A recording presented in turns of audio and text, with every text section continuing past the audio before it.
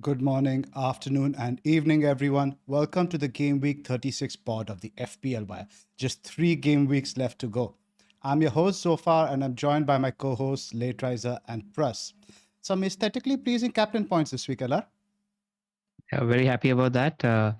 Thanks to you, actually. We were chatting that morning, and I was on Isak, but then the Jolinton news came in. I was like, I think this surely affects the team chemistry. It's a pretty important part of the midfield. And then it doesn't require much for Kevin to show just a little bit of leg, and we're there. How about you, Pras? How's it going? Captain blank for me, but we'll talk about it as a theme of this podcast. Like, you have to go for it, and so I felt like Mbeumo was the safe choice. Like I was any other week, like if I was in a different rank, if I was in game week 21, I would have captained Mbeumo. But I'm like not feeling it as much, because I feel 10k is safe, so I wanted to chase. But this is what happens with chasing, right? Sometimes it works, sometimes it was not too much of a punishment. Like Mbeumo got 5. And I was not considering KDB at all. So it was between those two. Got the blank, but it is what it is. Still got a green arrow. So decent week. Yep. Stuff to make up Well done for. to you, Zoph. You were on him pretty much strongly on Friday, I recollect. Yeah, man. Big KDB bono was happening all week, and he might even be my triple captain going into this weekend. We'll talk about that. I think there are a lot of chips for people to play, and I think this 3 weeks is pretty much the window, right? People have their free hit, people have their triple captain, etc., etc. So many chips still to play. So we'll talk about that. Lot to unpack today. Captaincy is a big one now for the next 3 weeks. Because let's talk about Liverpool first up. I know they rotated heavily, and I was quite happy to see that midfield once we turn up right there. And our friend also on Twitter, LR, he tweeted on McAllister. As soon as he didn't see him in the lineup, he said, "I'm not even going to watch this game anymore." Yeah, Gosh. it's just I don't expect the same lineup now. If I was to just talk about my instinct, as like he gave them a week off, rightly so, and gave the guys a chance. There will be a mix, but I don't think it will be as heavily rotated a lineup as it was against Chelsea, perhaps. That's my inkling. We haven't heard anything from Slot. There's nothing to indicate the same. We're just going off vibes here, which is probably going to be the case for the end of the season. No, my vibes say full strength team against Arsenal. Home game, first home game after winning the league against the competitors. Give them a game. So I think it'll be first choice again. Interesting. Cool. Should we start, guys? Yep, let's go. Let's go. As always, all the data that you see on this podcast is from the Fantasy Football Scout members area. If you haven't become a member already, come on, do like a 2-3 week fling. See how you feel messing around in the members area, and then see whether you want to join next season. So click on the link in the description below, and I'm pretty sure you'll like the experience. Not just all the data you see on the podcast, one of the t-shirts you see on the podcast also. Oh, that's nice. Oh, look at that. Nicely done. Nicely Going all done. out. So as you guys know, NordVPN has been a long-term partner of the FPL Wire. If you're bored of the streaming libraries in your country, with NordVPN, you can access content outside your region, get access to a wider library on your favorite streaming services, and if you're traveling outside your country, you can access your home library content. Every purchase of the 2-year NordVPN plan using the link nordvpn.com/the FPL Wire will receive an additional 4 bonus months on top. TV show records, guys. I started $1 Million Secret yesterday. 5 episodes. Fun. I love it. I love it. It's obviously inspired by Traitors. You could tell it takes a lot of element, but I think a lot of things it actually improves on. Yeah, that's what I was saying. It's nicely entertained. What do you call? Produced for the popcorn entertainment. It doesn't the eye candy shy away is there. from being the genre it is. You can tell the eye candy is also engineered in a specific way to keep you engaged. Yeah, exactly. I mean, they randomly just do like a 10-minute conversation just outside the pool, and that's just supposed to be that. So yeah, obviously engineered. Yeah. Yep. Something for the millennials. I've got a recommendation is 4 Seasons. If you're in, if you're not a recommendation for you, Zoph, because I know you hate character-driven shows. But for people perhaps wanting to watch something with their partner and are in their 30s and 40s, something to just watch peacefully before you wind down and go to bed, I think I recommend 4 Seasons on Netflix. It's got Steve Carell and Tina Fey as well. Good 30-minute watch every episode.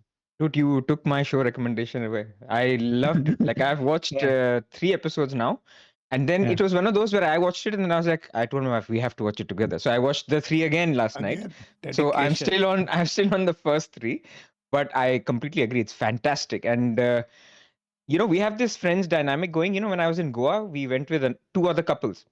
So it was 3 couples. And the whole premise of this show, 4 seasons, is basically 3 couples go on 4 different holidays over the 4 seasons. So it's great. And the writing is great. Characters are great. Really good. Yeah. But again, not for everyone, because I know Zoph is the kind who can't tolerate character-driven shows. So if you're looking for something to happen, nothing happens in this show. It's all about equations between couples and friends. Yep. If you're more than 10 years married, you'll associate with it a lot more. Yes. Pretty much right. I'm single guy, so it's not a big deal. But it's Tina Fey, Steve Carell, so can't really go too wrong with it. Would have a lot of free time in June, so probably that's when dive in.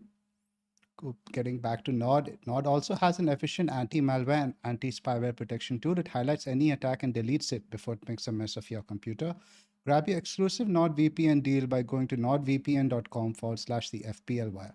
It's completely risk-free with Nord's 30-day money-back guarantee. Sign up using the link in the description below. Cool, guys. Where should we start? Should we dive into the captaincy or should we look back at some of the results, go team by team as we usually do? Let's do that. I think captaincy can be an overarching thing because I guess that's where the edge is, right? I mean, you saw it last week. Like, you can go different because there's no Salah in the game. There's no Haaland or Salah is in the game, but it's not as relevant.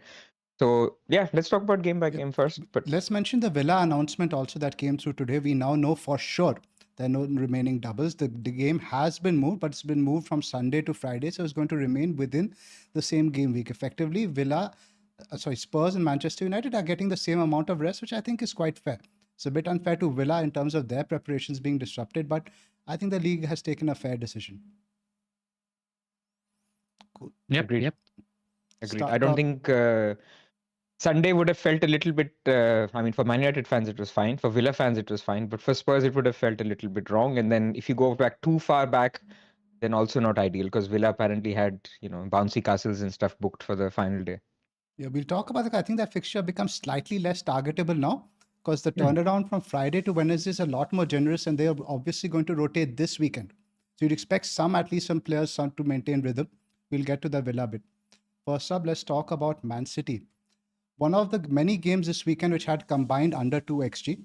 We spoke about motivation, etc., but I thought City were very, very lucky to get this win, especially in the first half. Wolves could have been 2 or 3-0 up. They're just not solid. They're just not creating as many chances. Now, the dynamic obviously might change this weekend with Haaland. And we'll talk about the whole Marmoush, Haaland dilemma, etc. But Pras, where are you thinking now in terms of Man City for next week? They play Southampton. I guess it's yet another early kickoff. Well, it's early as in it's a 3 p.m. deadline. So yet another week where you just wait and see, right? I mean, it's Southampton, right? So they absolutely don't touch any player. Like you could have anyone. You could have Edison. You could have, Greco Lewis. You don't sell them until you hear otherwise. So that's the first thing to say. But I think, let's say, assuming your player is starting, you do anything? No. But it wasn't great watching Marmoush. Like, you remember, like before, like on our WhatsApp group on Saturday morning, we were just debating, like, if this guy starts, then how will the shape be? If this guy starts, how will the shape be? And I've sort of thought that Marmoush will be, number 9, KDB will be behind him. Marmoush was playing on the right pretty much the whole game. First time we've seen him. Yeah. I saw this stat, I think, on above average of one of the other podcasts. He's played 14 games on the right in his career, 0 goals. Yeah. So that's not great. But you don't know against Southampton if it continues or not. So I certainly wouldn't think about selling Marmoush. And whether you buy De Bruyne or not is another question because De Bruyne is great this week. He's actually great next week as well because it's his final home game for City. I don't know if he plays the game week 38. So, like I am, for example, thinking De Bruyne to Saka. So these are the picks. Otherwise, in defense, you know who the guys are, right? So, I mean, this is my view of Man City. Like, hold and wait for more information. Ella, what do you think? Is Haaland going to be a factor this weekend again? I don't really know because again they'll have to change the system which they're operating, right? Which is getting them results. It's getting them results, but they got lucky against Wolves, right? Like it wasn't a convincing Palace performance. Also, to a certain extent, you'd have to say they could have been 3-0 down at a point. Exactly. So Pep knows that the results are flattering them a little, and it's not clearly working. I mean, City weren't good for the first 50-60 minutes, in my opinion, and it didn't look like there was much that's going to happen. So that's the biggest factor. And with Haaland, right? He's the only player in the City setup where I'm thinking, where Pep might not do the usual throw him in for 30 minutes first and then give him 60. There have been times I don't know from I just top of the head I think he's thrown into the mixer immediately because he's Erling Haaland and when he's fit. So I think this game also I think Haaland would have come on if City were 1-0 down in the 60th 70th minute. I think it was game state dependent which is why he put him on the bench despite saying that he's not sure whether Haaland would be involved in the game on weekend. So I'm a little worried about Haaland, and which is why it puts question mark. Can De Bruyne, Marmoush and Haaland play in one team? Like earlier, I was pretty confident that Marmoush and Haaland can play in one team, but with the three of them, we don't know what Pep's going to do at the moment. So it's all a bit muddy at the moment, and I think I'm not going to change or figure or chart my plans until I hear from Pep on Friday. Let's talk back to front because I think City are a big team now in terms of investment now. Now, people who have Kusanov, LR now, we've seen a lot of games have passed now. He's just not featuring. He's just a perma-benchy for people now. Perma-benchy yourself. Yeah. And Guardiola's stock went up. I was shit scared in the last 30 minutes because Akanji came on for O'Reilly. And that meant finally Guardiola was playing in that left back role and he was occupying that good position really, really consistently. And I'm scared of Guardiola as left back. I'm a Diaz owner because I don't have the money for Guardiola at the moment. And I wonder if he gives Akanji a game, maybe not against Southampton, but probably against Bournemouth. And that would have me worried. Right. Anything else in defense? Let's talk about the midfield. I think Pras, I think Foden is an obvious sell. We saw he only got a few minutes towards the end, but what would you tell for people now who are looking to potentially buy KDB this week? I would not put anyone off. He was 20% owned this week. I think it's ridiculous. I think it's just because of price, right? I mean, people couldn't get to him because they either had, they didn't have the budget to go there on Wildcard. Like you guys had to make a lot of sacrifices to get Foden, I remember. So either it was a team value issue, and this week it was a transfer issue. People had one free transfer, and they prioritized Mbeumo over De Bruyne. So I think it's a case of he was low owned because people just couldn't get there for either resources or transfers. So you can, if you have the money, you can think about it. But you then also have to see who are you selling, right? I mean, I can see in the chat somebody saying Salah to De Bruyne. I don't know about that. Unless you really want to go for it and throw it away if it doesn't work out, nothing is a bad move at this time of the year. Yep. At 3 weeks, I think you can. And I think we were sort of deprived of the opportunity to go against Salah. I think a lot of us on Wildcard potentially, if there was money to spend elsewhere, would have gone without Salah. And you see his returns. They had dried up, whether it's the contract, whether it's motivation, whatever you call it, or just happenstance. Or Darwin Núñez. Dude, what a missed header, man. That was even though he was over 100% owned, I was like, come on, man, give me one return. It'll feel nice at least to get a return in this game. But and remember the square pass also the previous game where Darwin could have squared it to Salah. Yeah. He's going to hate him because Salah's edgy. He wants that attacking return very, very soon. And you could see, if you saw his reaction also after the game, he was just hands in the hair, flopping all over and everything. But yeah, that's where we are. De Bruyne's numbers are pretty good. In the last 4, he's got 10 shots and 11 key passes, which is the highest goal-creating actions, 4th highest amongst midfielders in the last 4 game weeks as well. So the underlying numbers are pretty decent for him at the moment. It's just we don't know what's going to happen when Haaland comes in. In terms of his starting spot, I think I feel a lot more comfortable after last weekend. We were a little bit iffy after the FA Cup because he didn't feature in that one. But I think now against Southampton, I think he has to be one of the first names on the team sheet, I think. And obviously his last home game against Bournemouth, I think that's 37. Obviously you would expect him to feature. Now that is 2 days after the FA Cup, with most of the other names murky. You could expect De Bruyne at least to feature in that one. So I like him. So why do you, if De Bruyne is nailed on for the FA Cup, are you confident he's the first name? I'm not sure he's nailed on for the FA Cup at all. I'm sure I'd like to assume that he should play his last home game, right? He has to start that one. Yeah. So I think he might sit out the FA Cup. He might go with a similar team that has got him to the final. That Grealish in 10 that he's been playing in the cup. Yeah. So that's why I'm thinking that because the easiest game on paper is Southampton, I worry about the Southampton game. I don't think it's a written that, It's a whole week. It's a whole week between now and the final. Yeah, fair enough. And that the game distance matters for somebody like De Bruyne. Like the distance between the games matters for somebody like De Bruyne. And we can always say wait for leagues, but certain people who that just doesn't work. They have work commitments, they have time zones, etc. So we're operating on the assumption that we don't get any leagues. Yeah, then don't sell and buy also, no problem. You have to take a chance. Now it is what it is. And the likes of Savinho, etc. If you have them, I think you just have to cut them now or bench them if you can till the end of the season. If you have the likes of Savinho, then figure out appointments on Saturday and wait for leagues, is my answer. Pretty much. Yeah. Now, let's talk about Marmoush. Do you think Pras is a risk of him being benched this weekend? Unless Haaland starts, I don't think so. I think he'll play. He's doing a lot of pep work. Like he's working hard. He's doing some stuff. Things we don't know, right? I mean, we see Foden and he does a little bit of a turn and then he shoots and he scores and we go, okay, FPL potential.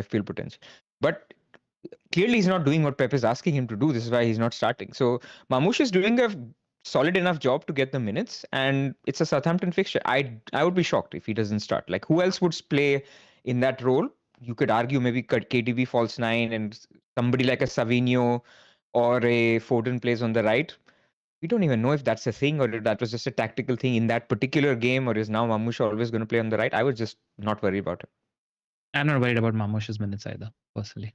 I think he's fine. And I actually like him for this fixture against Southampton, where I don't think he's going to be playing very wide. Pep saw that it didn't work. He's doing his best work, maybe playing just off the striker or a little bit on the left, and right just doesn't suit him. It doesn't suit him, but I am potentially a little bit more concerned than you guys, because if Haaland's now going to get an entire week of training, it'd be hard to fathom him not starting now. We obviously don't have a minute. He's not had a minute. Yeah, but then I think he was fit enough to make the bench last weekend, but now he's had an entire 7 days. I think the possibility of him starting this weekend is quite high. But again, we don't have access to the training data. We don't know how bad the injury is. He'll find a way to, like, I think Marmoush is a part of City starting 11, whether Haaland plays or not. I'm not too worried about that. Like, I used to own Marmoush pre-29, and I always used to say that I think he's a better FPL asset with Haaland than without, because Haaland occupies it. Yeah, pre-KDB era, exactly. But I still think to accommodate Haaland, he won't let go of Marmoush. I think he'll make Marmoush, KDB, and De Bruyne work together. I just don't see it. And again, I'm not sitting here on the fence. I don't see a way in which Marmoush doesn't start. He's firmly a part of that starting 11, in my opinion. I agree. It'll be very interesting to see what he does now with the system if he abandons it. Because with Haaland, you're obviously not playing a false 9. You're going to play De Bruyne behind him. And obviously, I don't think that's necessarily worse for De Bruyne. You finally have someone who potentially can finish his chances, and playing off the forward, De Bruyne does. That's pretty much where he's worked his whole career. But De Bruyne, if Marmoush plays, De Bruyne will be deeper, I reckon. Like, I don't think he'll be like he's him on the wing or not. Yeah. But like, De Bruyne is occupying the spaces which Marmoush used to. Now Haaland is occupying central spaces. Marmoush might play the roaming guy. There's a chance De Bruyne might be little deeper, because otherwise he's playing the free roaming false, and I don't know if that can work. I think he might be a little deeper because he has two strikers in front of him to play balls into. But I genuinely don't think Haaland's starting this game. I think they're basically waiting to get him ready for this World Club Cup or whatever that happens after the league, right? And the FA Cup final. And the FA Cup final. Whether he starts that, but they'll build up his fitness, I feel. Like, I could be completely wrong. Southampton away is not the fixture you need to start Haaland. Yeah. Fair shout, guys. But it does reduce Marmoush's captaincy appeal a little bit, you think? Not for me. I like him more. I just think the game setup suits him, because it's the... Did you see the game against Leicester against Southampton? Mm-hmm. Like, Leicester were all over Southampton. Like, out of the two, Southampton concede way more chances. So I just think this could be a game in which City dominate the ball, and Marmoush is a trigger-happy sort of striker. So I wouldn't be surprised to see him get 4 or 5 shots in this game. Now, whether those shots go in the back of the net is something that depends on the day, but I feel pretty bullish about Marmoush this week. Fair shot. I'm probably in the middle of you guys. Though obviously not a sell, but I don't think I would like him as a captaincy option. I'd potentially look at a Boomo above him. We'll get to the captaincy discussion. There's a lot to unpack over there. Quick word on Wolves. People are buying a striker this week. Like last week, everyone will collectively decide Saka to Mbeumo. This week, collectively, people will decide Mateta to Wissa. I'm telling you now. So why not Cunha? Absolutely no reason not to go Cunha. Yeah, I think he plays until the end of the season, especially because we don't know what Strand Larsen's fitness is looking like at the moment. They're playing some incredible football. He's in great form. Like he hit the bar as well, created a couple of good chances, and those games. We spoke about him last week as well. That outside after the City game, the 3 games that he has are actually good for goals. Where he's got Brighton, Palace just around the cup final, and then Brentford. And we saw that Brighton and Brentford aren't the best defensively at the moment. So I don't mind Cunha at all. And Wolves themselves are in a good moment playing some good football. So, it all adds up. No problem at all if you want to go for Cunha. It's a tough call between the two. I think it's quite close. Even Wood. Like there are 3 strikers that are all close this week. And I feel Cunha, I just have a little bit of hesitation with minutes. I don't know. I could be very wrong. And, closer to, last home game, maybe he's not played, or maybe that away game he's not played. Just to put out a message, because the closer Bellegarde goes, I don't know, maybe it's just getting scared, but you compare him to a Wissa who's going to play all 3 of the games. His fixtures are equally good, not on penalties, but like we said last week, penalties when it's only 2 games, 3 games becomes less of a factor. But I feel he's good, but you could also look at other options. I think Wissa has been sort of underrated this season. I was just looking at his numbers earlier. 17 goals, 16.5 xG. So actually been at huge XG creation. Huge XG. I think that's significantly higher than Boomer. Boomer, large part of that XG is penalties, which you see it inflates it. But with Wissa, I think the 17 also getting to the 20 goal mark is also a milestone for any striker. He's at 17 now. I think he will want to hit that 20 goal mark. And Brentford are purring. The heads are high. They're looking, I think they're potentially looking like the favorites now for that 8th spot. And like it's matchup heaven.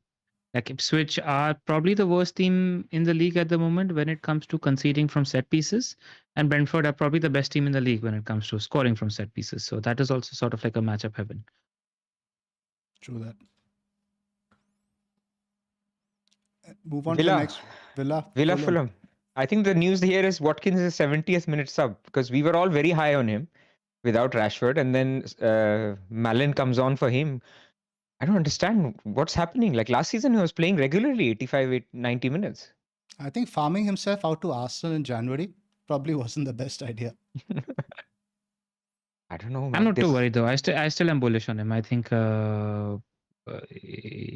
on his day he would have had 2 goals. If you think about the cross that he didn't finish, which was on his feet, and the through ball from Rodgers, which should have been a goal as well. So he got 2 big chances amongst the strikers that we're talking about. He still commanded the highest XGI this weekend out of all of the names that we're talking about, and that was against a full.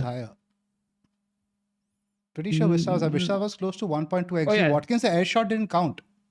The air shot didn't count. Yeah, that was the problem. So he just looked threatening. I still think that Spurs game is very, very attractive for a captaincy/triple captaincy shout. If you are captaining a City player this week, then it becomes a case of choosing, right? So I'm still attracted to the Watkins player. I still believe in the player and his class. So I'm still considering him very, very highly. I think it's a good opportunity for me to zag if people are looking elsewhere. See, I think we all did this scout piece for Neil, right? And we haven't checked our answers. So, but basically one of the things that I said was that we have to look at entry points and exit points, right? So we have to think about who do you want to sell this week, and do you have to sell them this week, and who do you want to buy this week? This week, buy, everybody will be thinking about Wissa, Cunha, Chris Wood. Not many will think about Watkins. Next week, let's say if you hold Mamouche one more week, and either he gets a 60th minute sub for Haaland, or Haaland starts and then you're spooked. Next week, Watkins in. Mamouche to Watkins, I think that will be the popular move, because next week he has the standout fixture, like you said, which is Spurs. Zoph, you mentioned at the beginning of the pod, yes, that fixture is now less appealing from a point of view of Spurs will not throw away the game. They've literally asked to reschedule it. So I think just forget about rhythm or anything else, even for publicity, they'll have to put out a 80% first team. But it's still a good fixture anyway. Yep.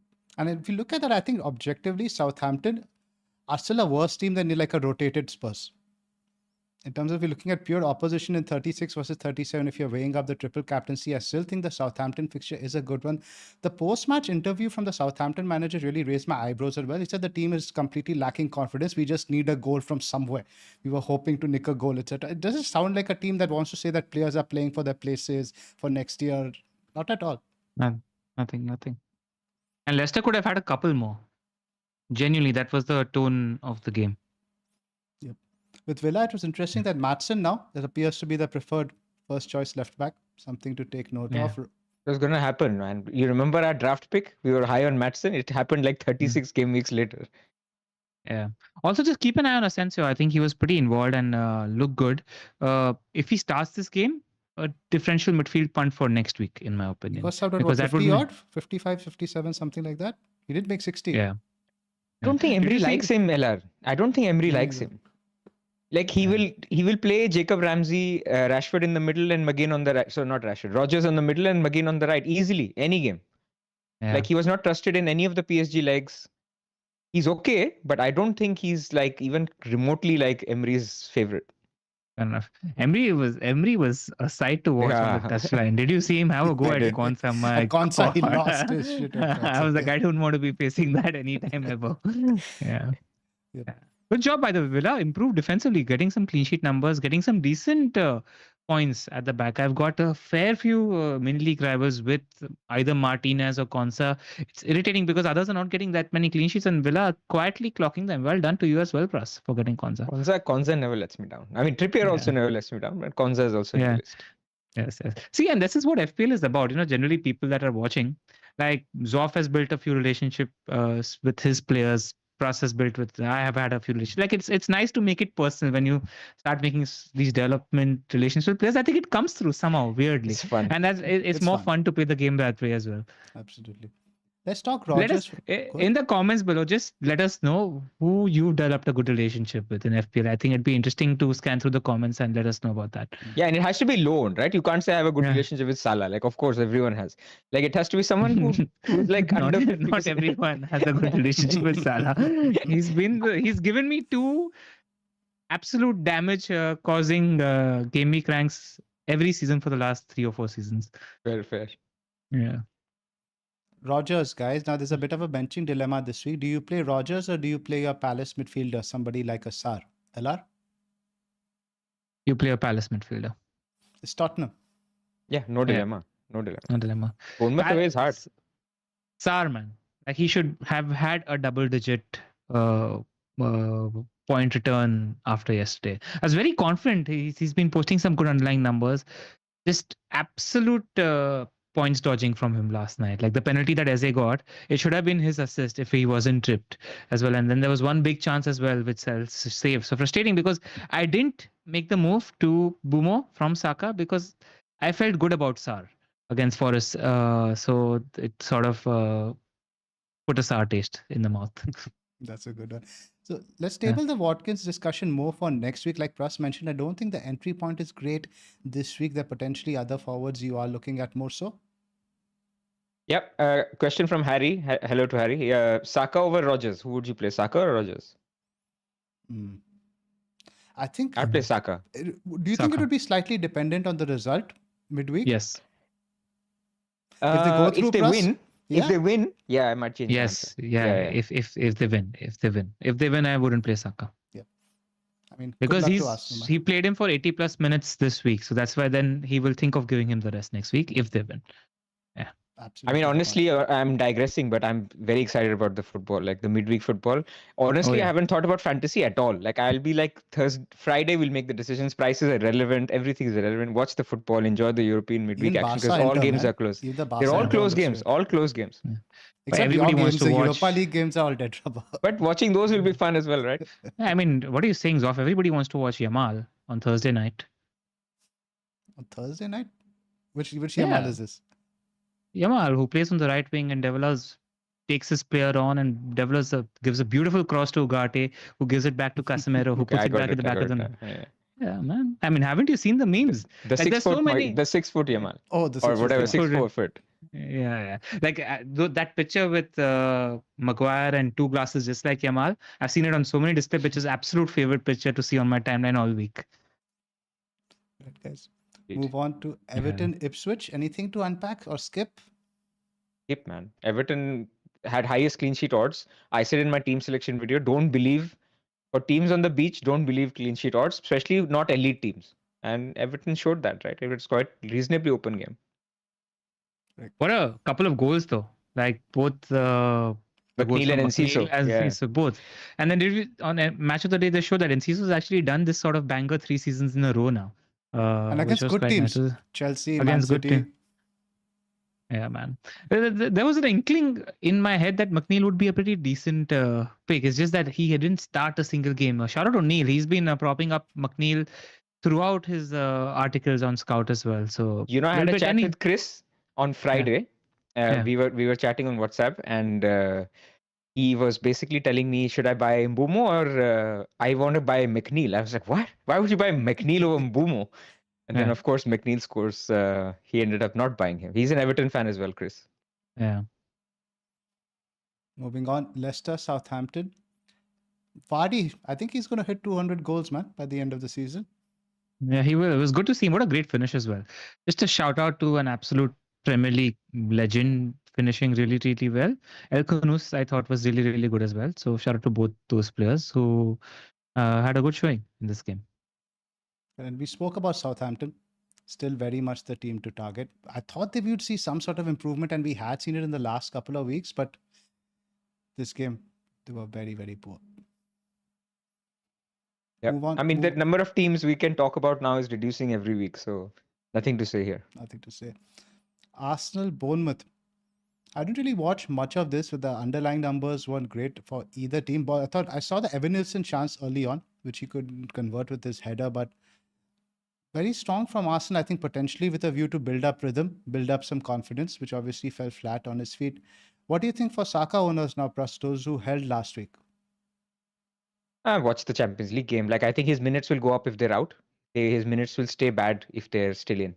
So that's where we are, unfortunately. Like, if they're out, then I think Saka is like the top differential captain of Gameweek 38. So why would you sell now? Of course, there is FOMO to go De Bruyne. Like, if you have Saka, then you probably don't have De Bruyne, or you don't have Palmer. There's other options that will probably do well between now and Gameweek 38. But I think transfers are precious, right? So you hold on and hope for the best. Yeah, I'm a Saka holder at the moment and hoping to make amends before next season and develop a good relationship with the guy. He got 2 big chances as well, so it wasn't like it was all a bit of nothing. I think Martinez looked fairly decent as well in this game. He was able to take his player on, and I think he's got that full throttle pace in his game at the moment. So if Arsenal don't win in the midweek, then I think you want to hold on to Saka. I think it's a very good differential to have in the last 3 games, just because he's Bukayo Saka. What about the defenders, guys? Now away to Liverpool this week. A lot of us have 2 of them. I'm currently benching Rhea and Kiwior, not for necessarily better candidates, but I just can't see Liverpool not scoring this one.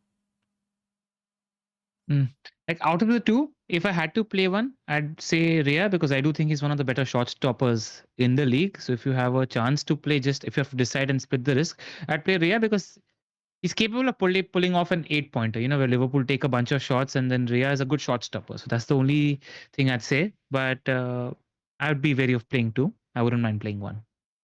Areola has Manchester United with the mass rotation game. Yeah, that's a good shout. But it's not necessarily mass rotation. That's the thing, because you're already 3 goals up. Yeah, and there's a long break to the next game, and so I don't think this one is as bad as the Brentford rotation, which we also called, by the way. The Brentford game, there was like everybody was rested. So in this game, I don't think everybody will get rested. It will come down to who gets how many minutes. Like, I could even see if Man United are cruising Touchwood on Thursday, then you could have 60-70 minute subs for certain players as well. So I know for a fact that all of us are nervous. Just being 3-0 up also, we're so nervous. It's just because of it's a byproduct of us having seen United all season. We're so nervous. Like, I'm going to be so nervous in the first 25 minutes. Like, it's been such a thing that's fine-tuned into our system, because every time we score, I am very nervous for the next 5 minutes. I can't celebrate because we concede immediately. It's happened so many times this season. Just praying the first half is smooth, and then I can start enjoying that victory. I would play Raya, to be honest. Yep. I just, it's a punt, I think, just because you need to chase a little bit. I think both keepers are likely to concede, but just in case you might fluke a clean sheet. With Areola. I love this comment from you, Henry. Late Riser would hug his players like Klopp if he could. Although there would be some lack of chemistry with him and Saka, but they would make up. Actually, Is he talking This about is the a little bit Manchester of a United story. players, or are you talking about your FPL players? I'm not really Oh, are sure. you talking? Is the comment on his FPL players or the Man United? I think he means FPL players. I think he means FPL players Okay. because we spoke about the relationship. Yeah. But just on Saka, just a little story. I think 5 or 6 years ago, Saka was playing sort of wing back for Arsenal, and he had a great performance against United. And at that time only, I went on a podcast with Walsh from FML FPL, and I just told him that this kid is so talented that Arsenal need to get rid of Oba, get rid of Lacazette, and build the future around Saka. And he was like, "Are you kidding me? Are you joking? What a rubbish comment." So, like, I do have a good relationship. I do like. He's a very likable player, just in general. Anyway, so it's not like I don't like Saka, but things are going to change next year. Saka and me are going to be besties. Yeah. Twitter comments disagree, Allah. They say you hate all Arsenal players. They don't know my relationship with Oli Giroud, Robin Van Persie at Arsenal. I've had very good, fruitful relationships with Arsenal players of old. I think Bournemouth, anything to touch upon here? No, wait and watch for Game Week 38. Big team to target Game Week 38. I think when we will get Game Week 38 Rob T graphics, there will be one team highest for expected goals. That will be Bournemouth. So in your 3 Magic Bean transfers, I think allocate one to getting a Bournemouth player in Game Week 38. That'll be interesting in terms of forwards, because I think my next two ones I've penciled in are Wissa and Watkins. Would I be selling Isak in 38 for Evan Nilsson? No, and Clivert has gone off the boil a little bit. Even Semenyo we saw was benched, I think, for the first time this season. So I think the most likely the transfer we might have to book would be in midfield. Are you looking at Marmoush to Wissa Zoph? No, I'm looking at Mateta. Mateta probably this week. League dependent. Fair. To Wissa? Mateta? We are getting leaks for Mateta? No, we're not. No, I said I'm most likely looking for Mateta to Wissa regardless, even though he has Tottenham. Just because I think the Ipswich fixture is just a much higher ceiling one, whichever way you spin it, even though it is Tottenham. Fair. But yeah, let's segue then into Brentford. As we discussed, I think Bumo, still a good buy with the 3 fixtures to come. Little bit more quiet than I would have liked. Very few penalty box touches. I think just one chance created, just one shot in the box. It's a bit like that with Bumo sometimes, right? You just don't know when he halts. In the previous game, he got 16 points. Exactly. Against Brighton, he got 18. Ipswich. Or the reverse fixture. Yeah. He did really, really well in that game against Ipswich. Just shows his route to points potential, right? I mean, yeah, if maybe he won't have the same open a lot of the set plays, pieces were gone. I was watching him very closely this game. Damsgaard took a very, very large chunk of the set pieces. So corner still he has on one side, and set pieces, okay, Damsgaard has always taken some or a lot of the free kicks. Yeah. So that's also one of the reasons why I like this matchup. If you've noticed Ipswich play in the last month or so, they're just so aggressive. Like they foul so much. And if they do that against a team like Brentford, they will take full advantage of that. So just a couple of set pieces, goals, a penalty. I'm seeing that happen against Ipswich just because of the nature in which Ipswich tend to play, which is not holding back and very aggressive. So yeah. There's a comment from Tom Minter in the chat. He's asking about Kevin Schade. He's hit now 10 Premier League goals, but I don't think anyone has really owned him at any point this season. Potential differential? Yeah, good shot. The only slight worry is Thiago was on the bench. And if he throws Thiago in, let's say for 25-30 minutes, which one of the 3 makes way? And it's likely going to be Shada, you reckon, out of the 3? Because of just what happens. So that's my slight worry in terms of what happens if Thiago comes into play. Like Bumo, I was just looking at Vissa's numbers also. I think the last time he played under 90 minutes was in Game Week 20 or 21. So it's been a bunch of 90s in a row for Vissa as well. So, yep. Both are great picks. Should we just move to the captaincy discussion now, guys? I think we've spoken about most of the players. I think we need to start prioritizing which ones to bring in because captaincy is a huge factor. Move there now? Yep. Yeah, let's go. So, Pras, you sent us these options now for captaincy. These are the top choices on predicted points. I think we're looking at Go ahead. The thing is that, like we said, right, there is no clear captaincy. You saw it last week. And the caveats apply, right? When you go for a differential captain, sometimes you get 2 points like me, or sometimes you get 11 points like you guys. So you have to pick. But when people are thinking of, okay, I need to chase, this is where you can find a path. Like these are the players so the top bracket is basically on the predicted model. So I've not just used one, I've used various to look at who are the guys who are showing up like in various weeks, right? And so you either go for one of these guys and you say, I'm going to target captaincy by picking them this week. And then I have 3 transfers and I'm going to target 3 captains, something like that, where you can maximize your punt potential. Or you basically want to see where the field is going. So the field is probably going Boomo again this week. Like I can tell you now, I don't think many people will captain Mamouche, who's third here. De Bruyne, they will be. The punters will go De Bruyne. Next week, Palmer, I doubt it. But then again, Salah and Boomo are going to be top 2. So if you want to go different, you have to start thinking about it now. Watkins could be a nice contender if you wanted to go different next week. Eze against Wolves, although that is after the FA Cup final. Then Gameweek 38, we talked about Saka is a great differential if you wanted to captain instead of Salah. So this is just giving you a little bit of a matrix and get us thinking in terms of transfers and captaincy. Let's start with Game Week 36 first. Let's look at the top candidates over here one by one. Boomo versus Ipswich, totally on board over there. With Wood versus Leicester, I'm guessing most people don't own Wood right now. And if you have to buy him now, let's look at the fixtures right after. The numbers have been pretty much consistently bad, but I think now we're actually seeing some sort of regression. With Leicester, West Ham and Chelsea. West Ham is their last home game, and then you have Chelsea, which could potentially be the Champions League decider. But Chelsea are playing a bit better now. I don't think that's as easy a fixture as it was a few weeks ago. So I think you'd be pretty much buying Wood with the main USP of captaincy this week, where you could look elsewhere. So Wood wouldn't be very high on the radar for me. Would you guys agree? No, I think it's fine for people that are seeing that everybody in the template sitting in the top 20, 50, 100K is going Vista. Then I wouldn't mind going Wood because of the Leicester home fixture. Like it's still a home fixture. It's still Leicester, who are one of the worst teams. And then it's West Ham. It's not like it's a bad game. And the Chelsea game at the end is potentially a game on which either team's season is going to ride. Like that's the significance of that game as well. So, we could go into Game Week 38 with one of the two teams. It could be a dead rubber. Small chance it could be a dead rubber, and a small chance it could be a game in which one of the two teams makes fifth. That goes into the Champions League as well. So, I'm not against the whole Wood punt. So much of this comes down to rank goals, etc. The only slight, not the significant advantage that Visa has over Wood, he looks a lot fitter and he looks a lot sharper and he's a lot more in form at the moment. I would say I would veer more towards Zoph in basically not feeling. I'm not going to say that.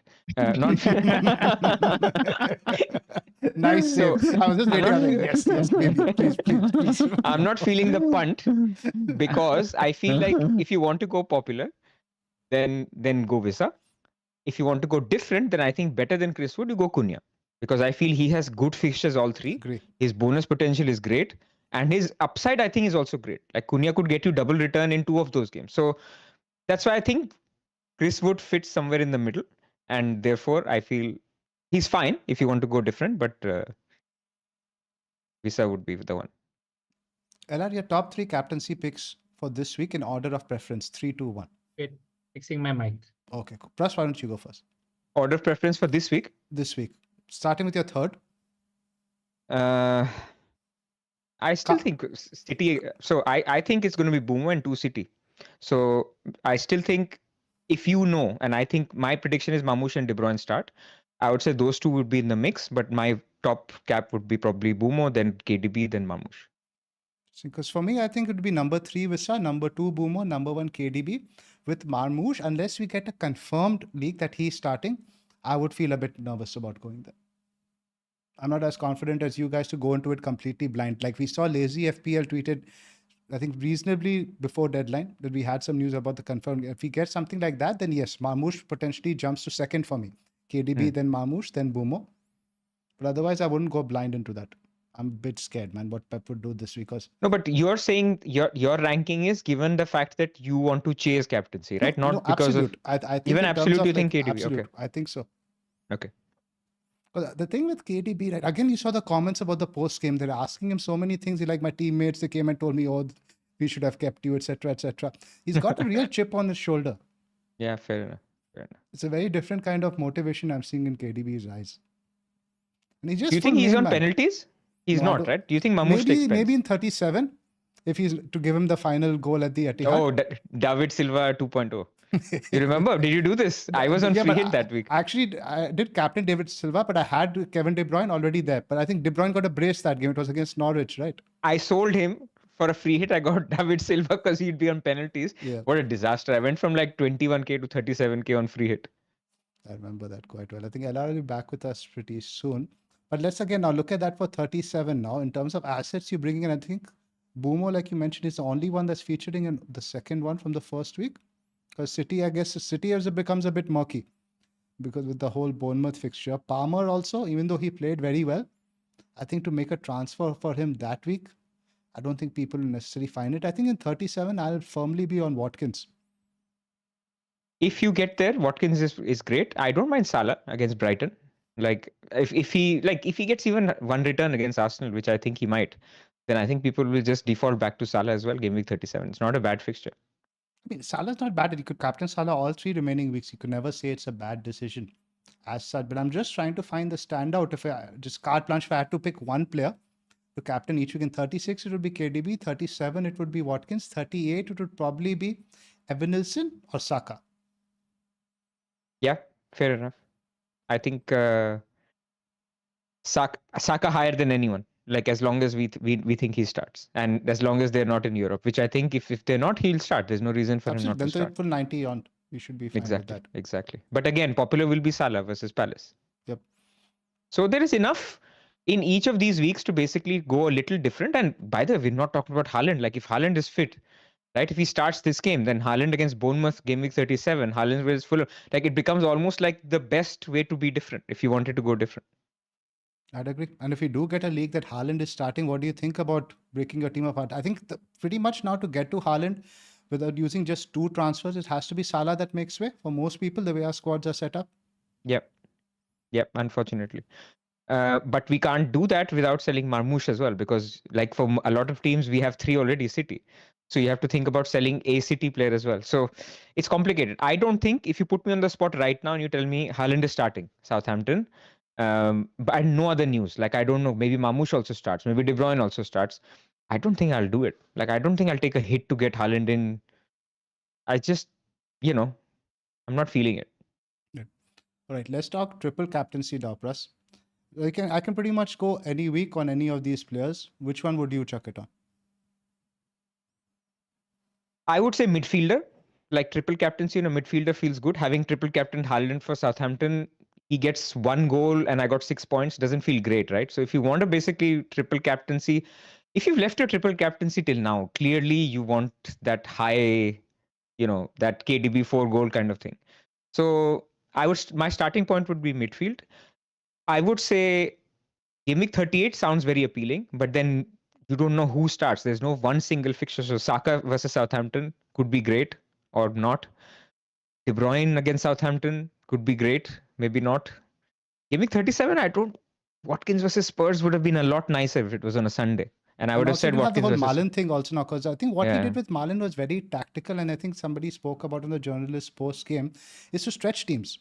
After 70th minute, Malen, the way he runs, and him and Watkins are very different players, right? The way Malen just stretches the team, and he himself had a very good chance. I think he hit the crossbar as well. So I think that's going to be a trend now. We're not going to see 90 minutes for Watkins because Malen does have certain attributes to freshen the team up, to give the opposition something to worry about. That sort of puts me off Watkins in 37. Yeah, for triple captaincy. Otherwise, he's a good shout anyway. So I would say, like, the things I'm seeing now are De Bruyne, Southampton, Saka, Southampton, so 36-38. Otherwise, Salah versus Palace, game week 38, like last home game at Anfield. Suppose I won't do a Bournemouth midfielder. Like, you want your guy to play 80-90 minutes. With Bournemouth midfielders, too dodgy, man. You never know who's going to get the haul on that day. So that's complete. What about Boomo versus Ipswich? He's fine. Boomo, you know what you'll get, but does he have the same? Now, it's ironic to say ceiling when he scored, I think, 17 or 19 points against Ipswich when he was at home. So he does have the ceiling. Can you do it? I don't know. LR, did you catch the discussion we had on captaincy? Are you back with us? Yeah, I'm just checking if the audio is okay because I'm not on my mic. So if it's a bad audio, then I'll just log out. You have robot voice. Yeah, then I'll just log out. What's up with the mic? What happened? Is this okay? It's not great. Just we'll give it a go for a couple of minutes, I guess, then we'll soldier on. Okay, he'll come back. Cool.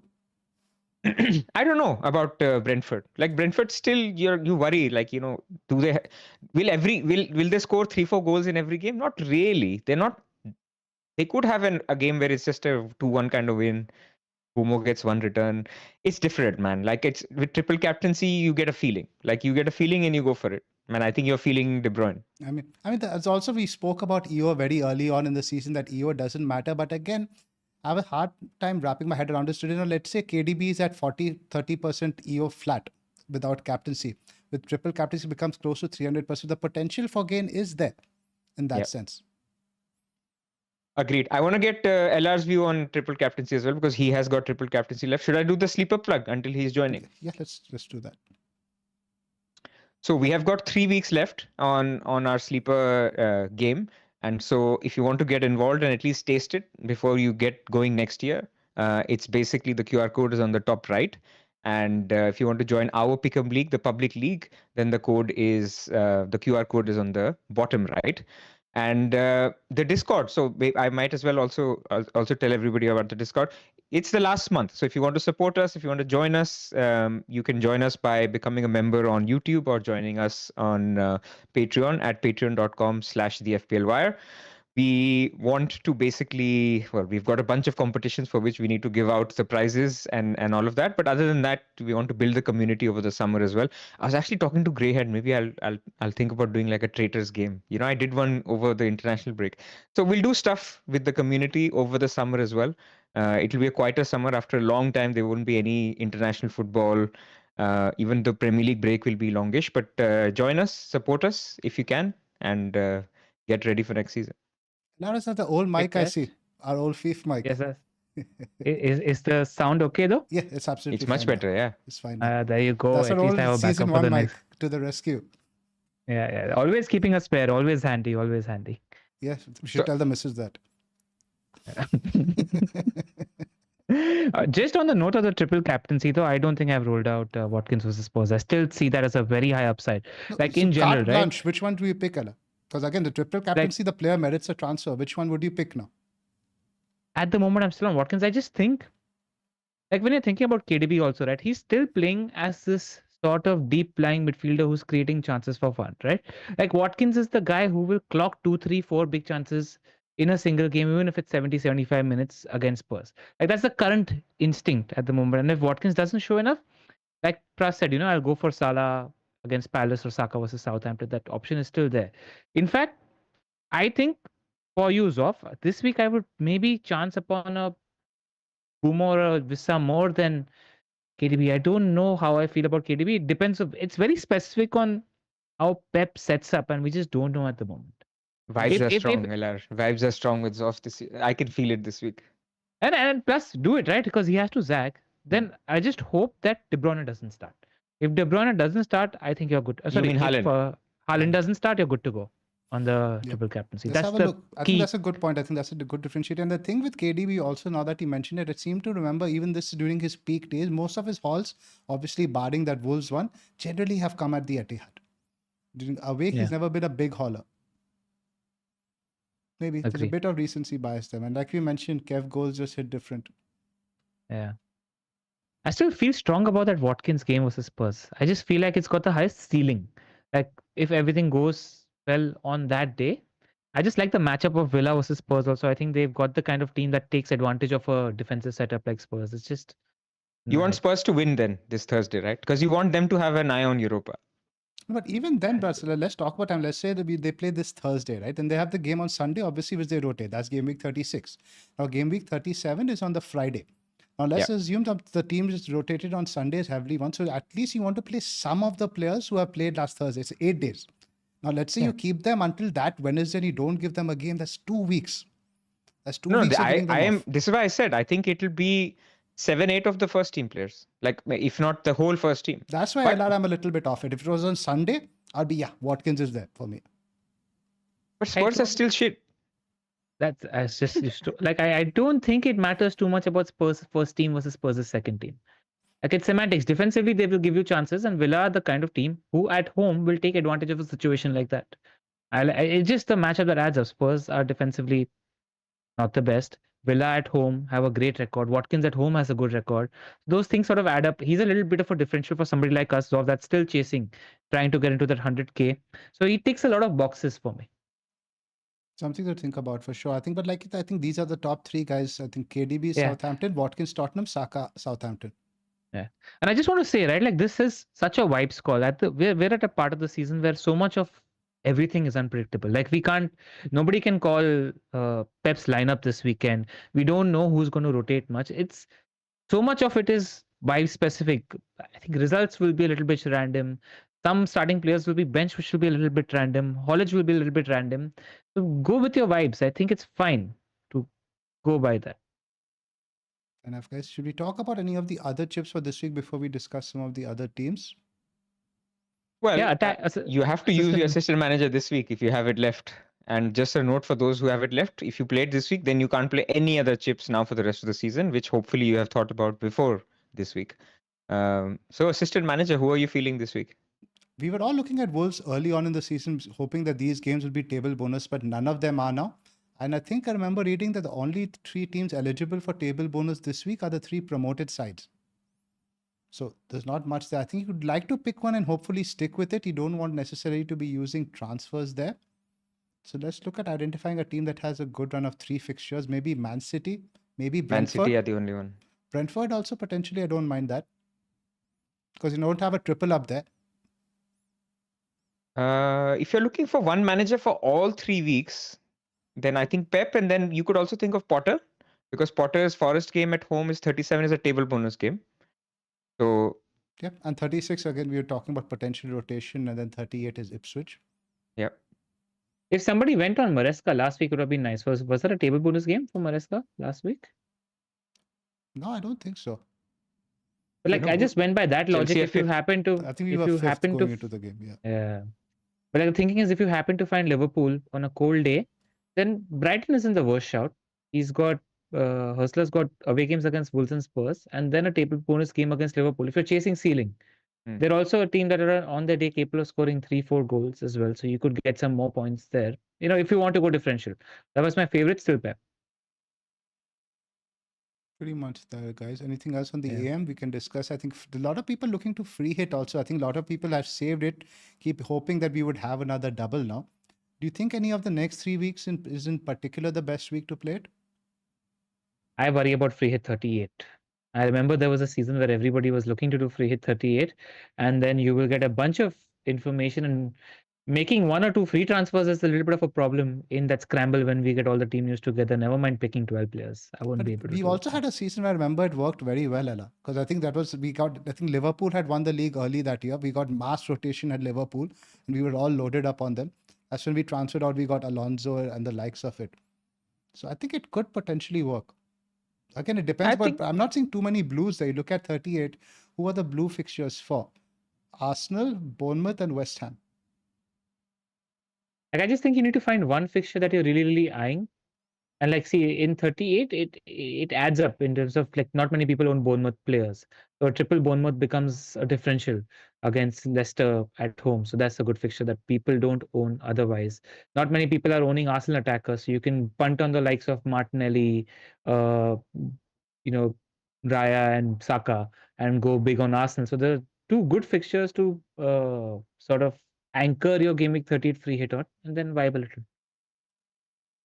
Or even 36 is not bad actually. Like if you wanted to go 36, like you can get your Forest defense, you can get your Man City attackers, you can get out of Arsenal because they're away to Liverpool. So there is some sense. I think 36, 38. But my favorite would be 38, just because you hope for rotation. You hope that some of the popular players don't play because it's Game Week 38. Everyone is on the beach. The league is settled. And so if that happens, then you are basically on all these players and you get basically instant upset. So I still think 38 has a lot of appeal. Because players need to score goals or keep clean sheets for us to get points. And we saw the last week, if there are not too many goals, there aren't too many FPL points. What do we get in 38 goals? Sorry, LR, go on.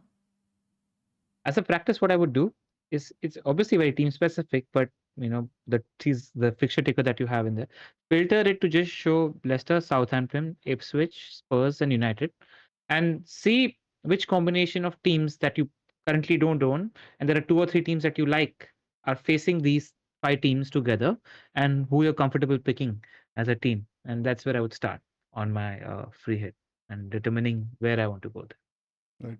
Definitely not 37. I think it's between 36 and 38 because Everton are playing Southampton, Ipswich are playing Leicester and 37. That sort of eliminates your best picks. Yeah, agree. And in terms of bench boost, anything but 38. Even 37 becomes dodgy because of the FA Cup.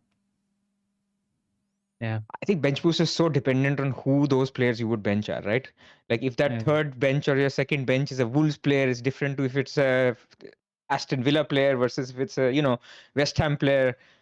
It's very hard to give bench boost advice in a non-double game week. Just pick the week you're most scared of benching your players, man. Like I wouldn't worry in a single game week about your third bench. Like just look at who's your first and second bench and who do you think actually has potential that week that you have to bench. I think that's all you can do on bench boost. There's not a single generic advice anyone can give. It's just extra calories nobody wants this year. The chips in 36, 37, 38. See, the people who triple captain... Everybody's on a little bit of a fitness roll, not wanting to put on any weight. Summer's coming, planning their vacation, want their beach board. Nobody wants the chips right now in Gameweek 36, 37, and 38. That's just how it's played out. People who triple captained Haaland, single game week, knew this was coming, but unfortunately results didn't come. Or those who did it in game week 9. Yeah, we could still get lucky, Pras. Of course. Yeah. Let's just wrap up some of the other games. Brighton, Newcastle. Very low XG game, surprisingly. Again, until they got awarded the penalty. And the third one was just so daft. So annoyed at that penalty. I was just hoping that we would get a 1-0 win for Brighton over there. Such a silly handball. You didn't want Newcastle to win? Isak to score? No. Have you not seen Andy Martin's Wildcard? Yeah. But on that also, like even the popular captain has what 120, 130% EO. So even if you're betting against somebody right now, right? Like it's not like somebody's massively 170%, 180% owned. So even if you're picking the popular captain, just the point that I want to make is it's quite a differential anyway. You're going to get 60, 70% EO on the field, whichever way you go. Yeah. Last game week was strange. I went into it wanting 4 of my players to blank. That's never happened. I think maybe 1 or 2, but 4, that was a new one. Yeah. That's when, like, because the sort of gambles that I make are always taking on like 130, 140, 150% EO. Like this 15%, 20% EO plus minus just doesn't bother me. Like I'm so immune to anything that's under 30, 40% EO in terms of like affecting the points. It was just a strange Sunday is all. Like Sunday, when you're looking at your team, you're like, okay, I've got some players. All right, I've got Salah. Oh, actually Salah's over 100%. Okay, I've got Mbumo. He's over 100%. I've got Isak. He's over 100%. So it was basically on Sunday, you could only drop massively in rank. Not massively, but nobody can actually get you points. You can't gain at all unless you captain one of those guys. Very much. But I think Newcastle, you pretty much stick with their guys. Murphy's early sub on was interesting. I think potentially you could see some, but maybe not in the next game. I think the next game against Chelsea, you will see Murphy feature. They need that defensive work over there. But Eddie Howe really talked up the impact of his subs in the post-match. Gordon was good. This game. Gordon was good. Made an impact. So did Wilson. So like I've always been bullish about Murphy's minutes. I'm not now. I wonder if he throws Barnes and Gordon in. Sure.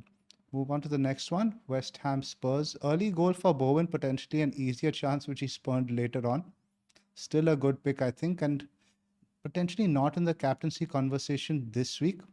I think maybe in 38 later on. But in terms of the players to buy, would Bowen still be high on your radar? No, the money fixture was 35. I agree. Pras? But still, 38. Bowen's 38 is still very good. He's still the talisman. So I would, like, if you have him, great. Like you take all his points. I don't think anybody's buying him now. But just for a post 38 pot, like we need to talk about Van Bissaka and we need to talk about O'Reilly. Just 2 picks that we need to have an eye on going into next season. Van Bissaka is incredibly attacking for West Ham, man. And if they sort themselves out defensively, just very strong pick there. His partnership with Bowen is very key because Van Bissaka is keeping the width now. Bowen is allowed to play a bit more inside. That's helping him a lot. Yeah. And while we're talking about O'Reilly as well, there were a few people in the chat talking about O'Reilly. The problem is he's a midfielder.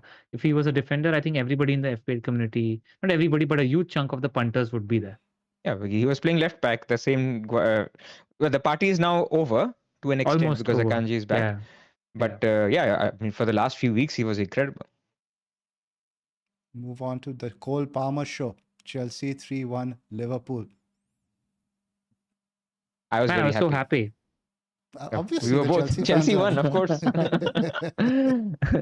No, I just genuinely like I've mentioned it a few times. He's my favorite player in the league by a distance at the moment. And watching him in full flow, I felt relief when he got the goal. I genuinely felt relief. I was hoping he would miss the pen. Go on, Palmer, man. Just love the player. Happy to see him in full flow. There are And he very was few good in players. 90 minutes, basically, not just the pen. Exactly. Every He was goal he in. had a huge part to play, even though he didn't get directly credited with the return. And you could see the decisiveness was back in his actions, right? The things you see earlier on, he would just take a touch, move the ball side, and just pass it sideways. This time you could see he was much more direct. That's a good omen towards the end of the season. Yeah. I just want to give a shout out to this question from Peace93. Sort of anticlimactic name, but his question is: 2 terrible seasons in a row with insane negative variance with a 50-50 calls. How does one continue playing this fun but cruel game? So it's basically life, man. Detach but attach, I guess. Like, don't take it seriously. Variance happens. Play it for the fun of it. And let's say if you're having a bad season, start giving yourself alternate goals. How do I maximize fun? Or is there an alternate strategy that you want to try towards the end of the season? Like, start finding alternate games within the game when you're playing. Don't take it too seriously. Yep. That's all I'll say. You just got to recognize, man, the outcomes are out of your hands. Shit happens. Exactly. And if you enjoy the decision-making process, this part of the process, which is talking about what's going to come, and the weekend is the weekend, man. Like, I take nothing seriously on the weekend. Absolutely. And part of it also, I think, has to do with the football has felt like a bit of a slog. Even especially the first 2 games which I saw City was in Aston Villa Fulham. I was like, bro, I am bored. Yeah. That also has a huge part to play with it, I think. Yep. Right. I think we've spoken about Salah, but I think captainable, also sellable, all rank goal dependent. Palace, but he's going to get a goal and assist between now and the end of the season. I mean, I don't bet, but I can put my money on it. He'll get there. Let's talk about the Palace guys. I think obviously we're looking about talking to them more with a view to sell rather than a view to buy. I think Munoz, you just take and forget. He had a very good chance yesterday again. He shot straight at the keeper. That goes in, and the conversation is completely different. I think he was very close to a 15-pointer. Like, exactly. Clean sheet wasn't far away either. Far off either. So I don't think you're bothering about Munoz. The midfielders, obviously, Eze and Sarr, I think you have the Tottenham fixture in mind. But I think in 37, 38, they become imminently sellable because you don't know whether they're going to play right after the FA Cup. If they do win the FA Cup, they're going to be completely drunk the rest of the season. And 38 is Liverpool away anyway. So I think you have to start of making plans to sort of at least bench them from 37 onwards. Yeah. But this week, I'm still finding it difficult to sell Mateta at Tottenham. I'm the same. Same. And Glasner keeps singing the song. Even in his post-match interview, people were saying that we will take our foot off the gas. I'm so glad that the players put in their all and put in such a good performance. He's really doubling down on every league game counting at the moment. I'm really hoping we get a Marmoush bench league that I can sell him instead of Mateta because I really want Wissa. I haven't owned Wissa at any point this season. And that I've zagged against Cunha and Wood 2 or 3 times this season. The only time I successfully did it was when I had Wissa. Like, if you guys remember, I owned him between 25 and 31 before my wildcard. He was just good, getting the good goal, helping me keep in touch.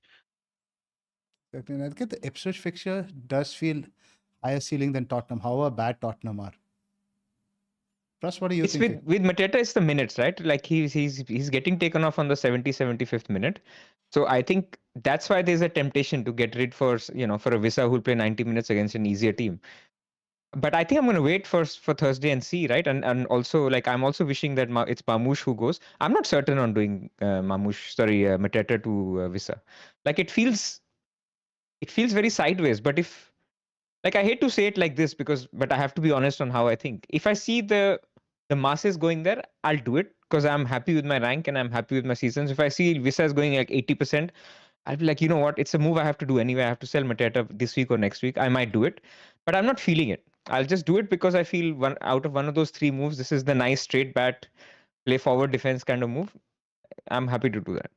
I think the point you mentioned about him having to sell him anyway the next 2 weeks, that sort of plays in my mind anyway. Because this week it might be plus or minus 4, but next few weeks you have to expect Visa to come out handsomely.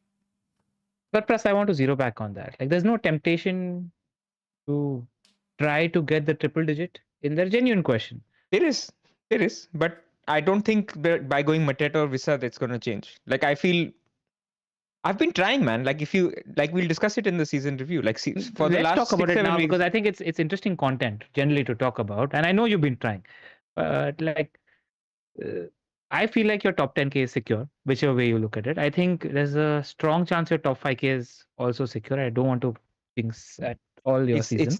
it's the personal best. The 4.3K is not secure.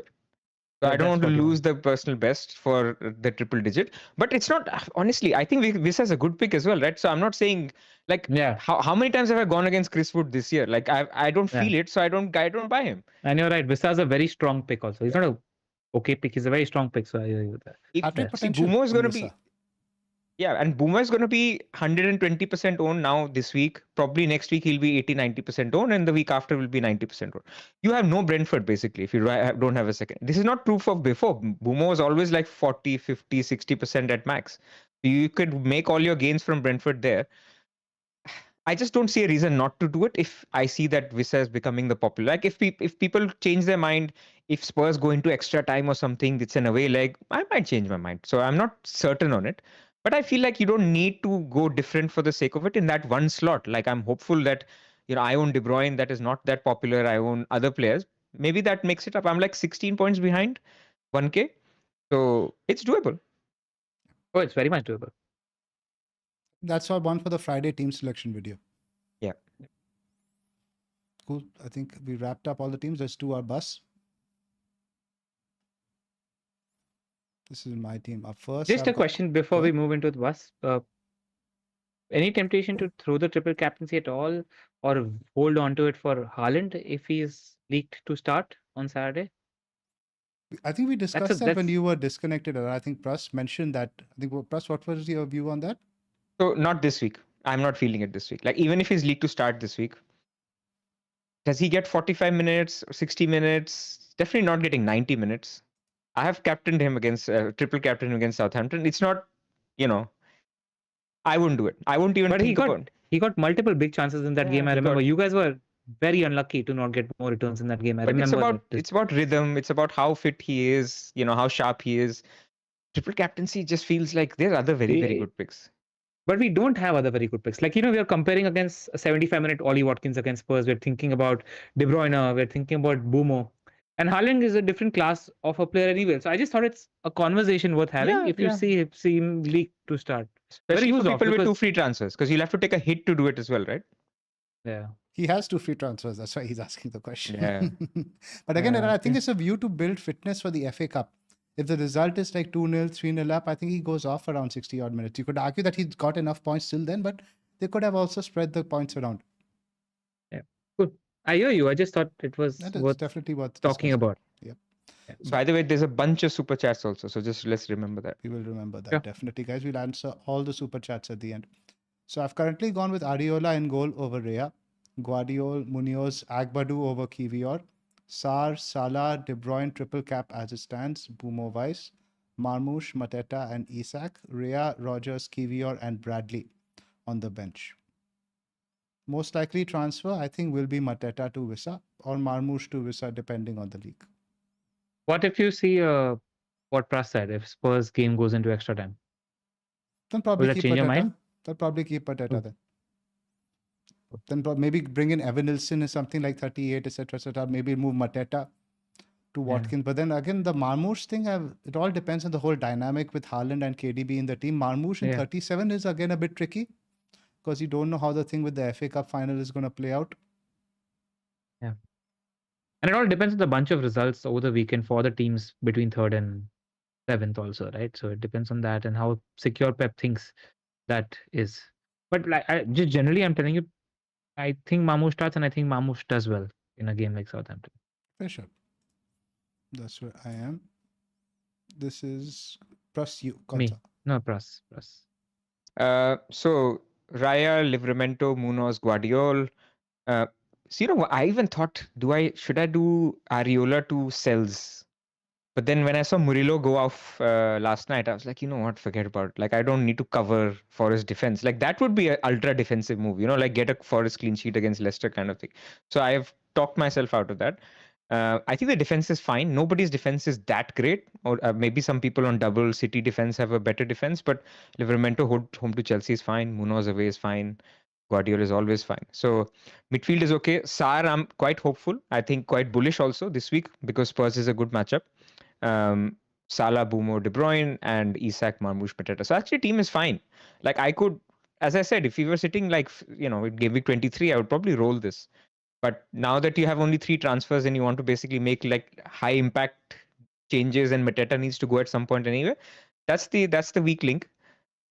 We'll see. Right now, I haven't given the team and the transfers as much thought because transfer value and prices are irrelevant. So I'm going to wait for all the information that we get on Friday. But yeah, I think the popular Mateta to Visa move is what came to me, or Marmoush to Visa, or roll. Looks good. Not tempted to play the West Ham keeper at all? I think getting one Arsenal, like even last week, I split the risk with Konza and Raya. I was happy with that decision. I can see Raya backing against Arsenal. You're not only backing against Arsenal, you're backing West Ham away to Man United, which doesn't feel any better. When we look at clean sheet odds, I won't be surprised if Arsenal's are higher. Again, I guess obviously I don't expect your guys' game to be very draining either. I'm just hoping it somehow goes into extra time. No. Please. LR, this is There's a question on the chat before we go to LR's team. Just one. What if KDB is benched? What will you do? I'll play this one, Rodgers. You play Rodgers. You won't do a transfer. Probably not. I'll keep KDB for final home game, man, just for the vibes. Who do you get if you're going this week? Shada, Palmer? That's a good question. That's why I'm Palmer, saying we haven't discussed it. What is Palmer? What is Kevin Shada? Palmer, because he's playing United next week around Europe, so I think that's a good shout. I do like Shada as just like a punt, against Ipswich. Did well. He's also, because Ipswich tend to concede on set pieces, his role is to be in the box for those headers as well. He's a decent header of the ball, Shada. So maybe that. Let me see this week's fixtures if there's anybody else I like. No, but as a block, I think Bowen is good if you want a midfielder. I'm feeling the cold Palmer vibe. Yeah. Elanga is somebody you could go. Leicester at home. Oh, Elanga is in fact an interesting one. I know a lot in the Discord were mentioning him as well. Yeah, because Leicester, Wood is not running too much at the moment. He looks a little bit off the pace. So Elanga is sprinting and in the box a lot of the times, and they're playing only 2 of them. And gives wide behind because Hudson-Odoi is injured. So the goals are going to be amongst those 3 players only. Fair shout. John's just given me an idea. He's saying triple captain Palmer against Manchester United. That would be a fun vibes pick. Yeah, and that's a good week to triple captain Palmer. Genuinely, because we will also hopefully rotate around Europe. Hopefully. LR, this is you. I'm sitting with 2 free transfers. I have no idea what I'm going to do. I've got Raya, Ruben, petrified of Guardiola, because I think there's a goal or 2 coming before the end of the season. He likes this part of the season, and now he's playing left back. It scared me. I stopped watching the game in the last 15 minutes because 15 minutes he was like so attacking. I'm like, I can't do this. I don't want to watch this. So you do this, right? I think we talked about this earlier. Like when you don't have a player you own, you don't watch it. Like I actually do the opposite. I watch it because otherwise I get too anxious. Like just looking at my screen, any alert, and I'm like, oh, this must be a goal alert for whatever. So you basically avoid watching. Rima, come, let's watch 4 seasons. That's what happens. Zoph, what do you do? So if there's a high-owned player that you don't own? I watch all the football, man. But unless it's very late, I watch everything. So you watch it, right? Yeah, I think it's... I find it easier. Also, Zoph is the ultimate emotional hedger. Like, genuinely, he will make sure there's a way to make sure that he can't talk everything about is taken. Here. No, as in you'll get the players that you don't have that are high overs, and the players you don't have, that's all I'm talking about. Exactly. I got Sarr, De Bruyne, Salah, Saka and Rodgers is a benching decision. Even if I have to sell one for Boomo, This week, I actually don't know who to sell. So I wouldn't mind like De Bruyne out, then I would just sell De Bruyne for Boomo and not make any other transfer. I've got 2 free transfers, no idea what to do. I'll see what the information presents itself on Wednesday and Thursday. Like if Saka's played 120 minutes, it's an issue. If Arsenal win, then I'll probably sell Saka for Boomo. Sure. But if not, I don't know what to do. Who do I sell? Who do you sell for Boomo? Sar? How much money do you have? I have 0 million in the bank.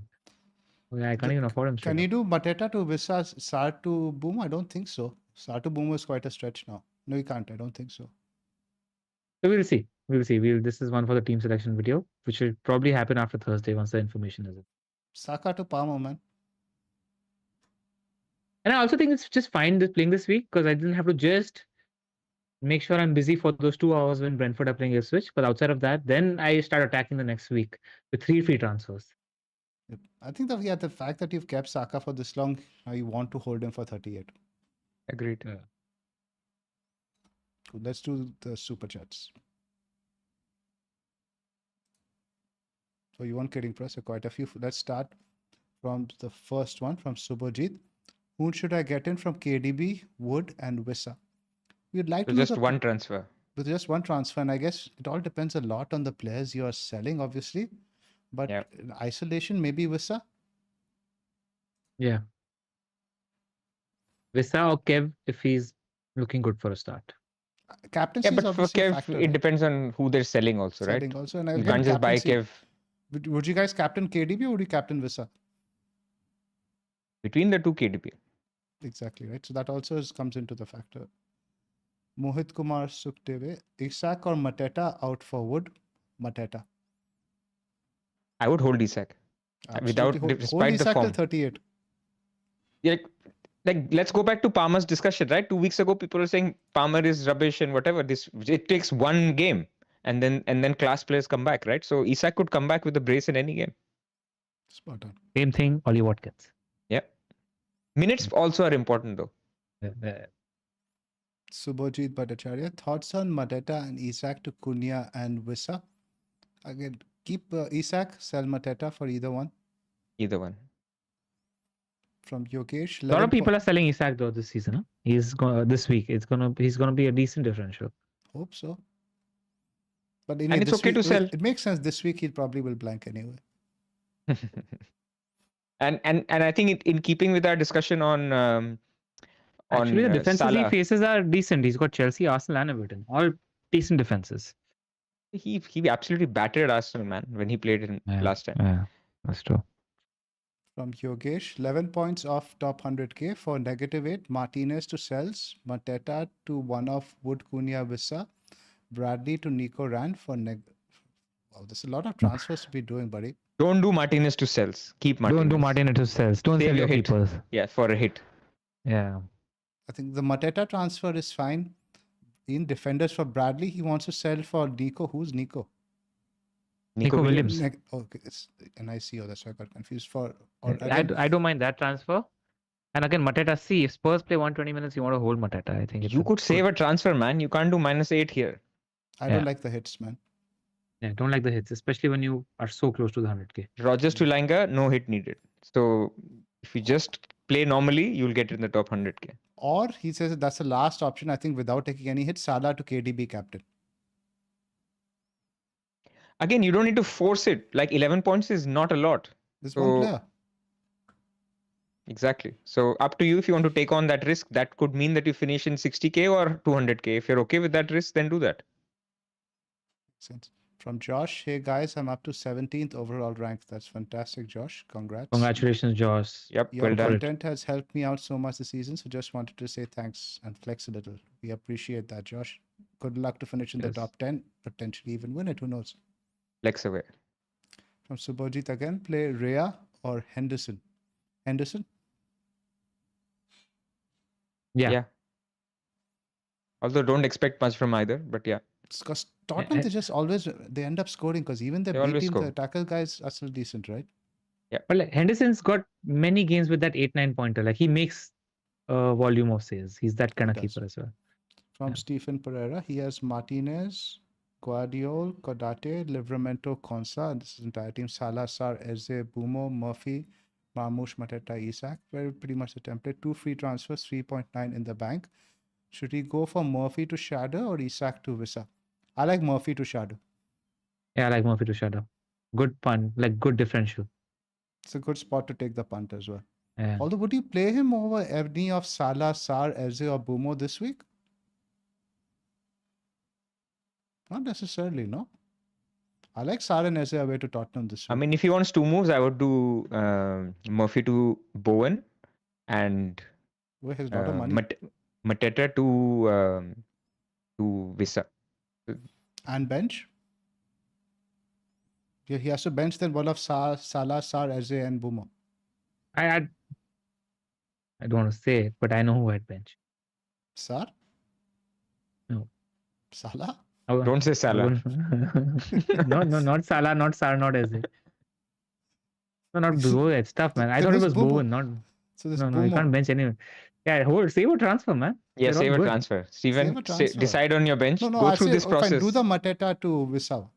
That I could still get behind. And bench Murphy. And bench Murphy. Right? Maybe you can spread that risk a little bit. Shout out to our editors who are going to cut the video. Mateta is now going to score a brace against Spurs. Well, I've said I might keep him. Yeah. Editors, please keep that. Yeah. From Aranya, appreciation super chat. Also some candles for triple Everton Cleany in 37. We go again. Good luck, Aranya. Thanks for the super chat, but Everton are not keeping a clean sheet. You can clip that as well. Who do they play this week? No, he wants it in 37. You see, Wildcard is the last home game. So Aranya is on the Discord. He's been I think one of the few people on a Wildcard. And a lot of Wildcards this week went for triple Everton defense. It didn't work out against Ipswich, but they have another game in 37. I think Leicester, right? So is it Leicester or is it Southampton? One of those Southampton. Two. Yeah. So that's the hope. From Mr. Fudge, Savinio to KDB and Mateta to Visa for a -4, chasing 62 points. It's a lot, buddy. I guess maybe you have to captain one of them as well. If you are going chasing 62 points and that is your only goal of the season, then don't get Visa. Get Cunha or get Chris Wood or something else. No, but the leader doesn't have the number one guy either. Doesn't have either one. He will have by the end of this week. Yeah, he will likely have. They're the trending players at the moment. Yeah. Then you have to go for Wood, Watkins, Haaland, these kind of players.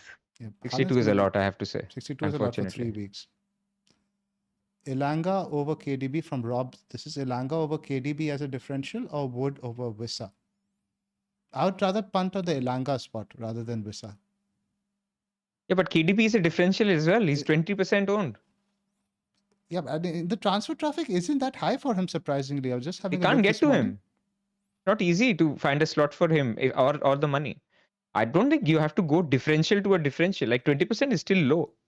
Because the Saka money mostly went to Bumo last week. People still have the Salah, so that additional premium midfielder spot most people can't get to, like you said. Although some money might be freed up this week by some sales in upfront. And he did the point. So, of course, some people will get him. Some people will captain, triple captain. So, I think, okay, 40-50% is still okay. But KDB, you don't need to go differential. Differential is against the Isaks 80%, the Salah's 100%. Bumo, Visa will be like 70%, 80%, I would imagine. Not maybe that, 60-70%. Yep. Cool. Anything else, guys? Should we wrap up? Just a single question. A lot of people in the chat have been asking about Bradley. A lot of us thought he was a dud pick for the rest of the season, but he looks to be fit now. What do you think about playing him? A lot of people actually just message saying, think about playing him over your Liverman. We didn't mention the Trent news at any point in the podcast. We know now that Trent is off to Real Madrid. We're not going to be owning him again in FPL for quite some time. Now, which of the 3 games do you think Bradley does start, if any? And which of the 3 games do you think Trent does start, if any? I think Trent gets the last home game of the season. At least. It's quite sour. Have you been reading the stories in terms of how he's left, etc., and what's happened? And now Liverpool are being difficult because Madrid want him for the Club World Cup, etc. But his contract is till the end of June, etc. So there's a lot of happening there. So I don't know how I don't know about the relationship between the club and the player is like at the moment.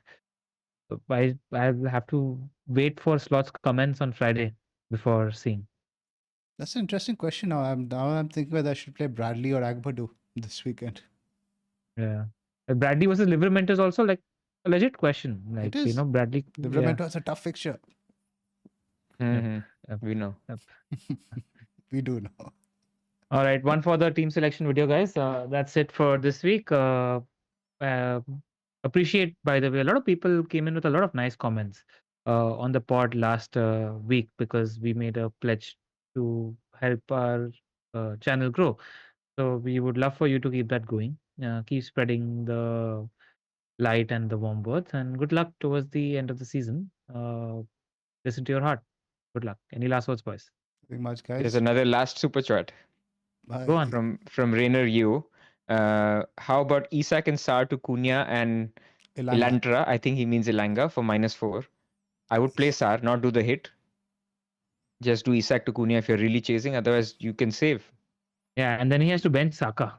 Yeah, don't do that. Turi for tuning in. We will see you in our team selections later in the week. Thanks for joining Okay, us, guys. guys.